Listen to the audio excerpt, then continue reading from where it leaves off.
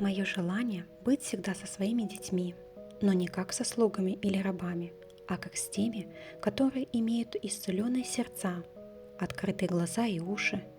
Каждому, рожденному в моем доме, надо принять полный плод и результат голгофской жертвы моего сына, вкушать от стола моей славы и любви, а не блуждать на чужих полях для прозрения.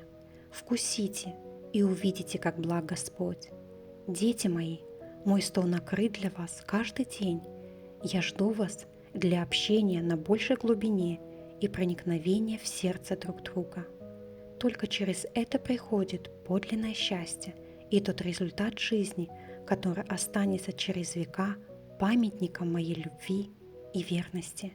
Возлюбленные мои дети, помните всегда, моя любовь простерта к вам, она заполнит ваши сердца новым излиянием свежей любви.